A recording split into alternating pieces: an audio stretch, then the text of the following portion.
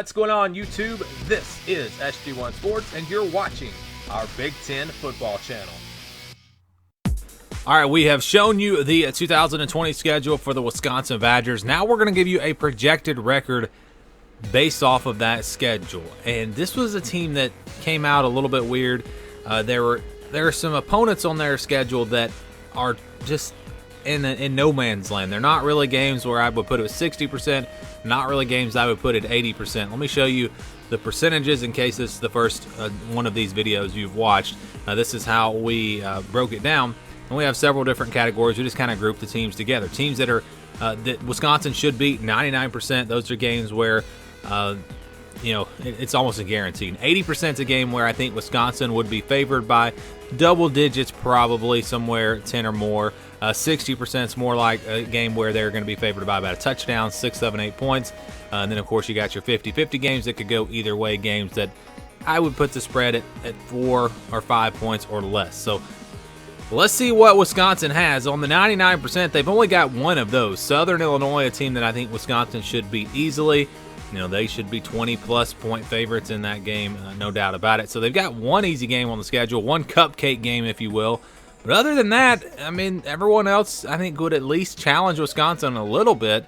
It's an interesting schedule. Not necessarily a bunch of games where they're going to be underdogs, but not games where they're going to be huge favorites. They're going to be probably slight favorites in a lot of these games.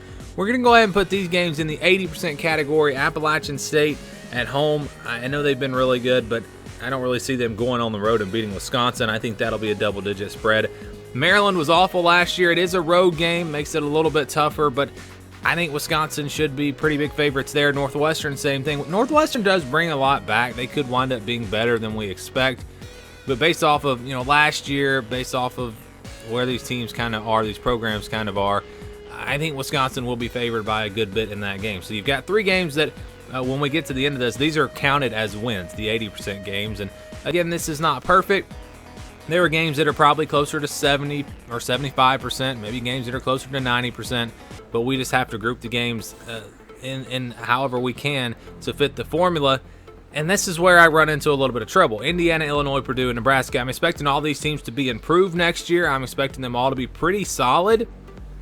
But 60% seems like a pretty low number for Wisconsin. I think they probably have a better chance than that, but I can't put them in the 80% category because that, again, counts them as wins. And, Indiana is going to bring a lot back, and they had a solid year last year. Illinois just beat Wisconsin last year. Purdue, they've got a lot coming back. Nebraska has a ton coming back.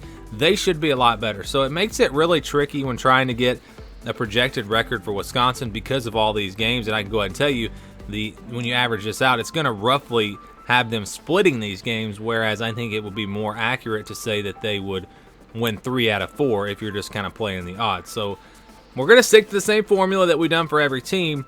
Just want to make sure you understand that. And then that leaves 4 50-50 games. Michigan Michigan on the road. Notre Dame, that game is going to be played at Lambeau in Green Bay. Basically a home game for Wisconsin. Minnesota will be at home. They thrashed them last year. And then Iowa on the road. That seems like it's always a good game. So you've got 4 games here that I think could go either way. If Minnesota is not quite as good as they were last year with the game being at home, you might could even put that in the 60% category. But Michigan, Notre Dame going to be tough. Iowa on the road is going to be tough. And when you average all this out, and again, the 60% rule, I don't think it fits really for these teams, Indiana, Illinois, Purdue, and Nebraska. But I could not put them in 80%. So the projected record actually comes out to be 8-4 for Wisconsin when you do the math. It has them splitting the 50-50 games. There's 2 losses. And then if you average out 60% games, 4 of those, it has them splitting them. Now, they're more likely to go 9-3 with this formula. I think the exact number was like 8.4. So they were close. If they got 8.5, it would have bumped it up to 9-3. But with this formula, they come out with an 8-4 projected record. If I was just personally doing this and I didn't have set rules that I was following, I would at least bump that up to 9-3 and say that they would lose 2 of the 50-50 games and then they would lose 1 of the 60% games. So I would rather put those in more like a 70% range. But anyways, I have to use the formula that I use so that it's even, it's fair for all the teams. And if you plug that in, Wisconsin does come out to be 8-4. Again, I personally think that they're probably going to do better than that, but the projection based off of these numbers is 8-4 for Wisconsin. What do you guys think? Do you think 8-4 is pretty accurate? I think most people would say that they'll probably do at least one game better than that, as I just said. But when you put the numbers in, again, Wisconsin's projected record for 2020 comes out to be 8-4.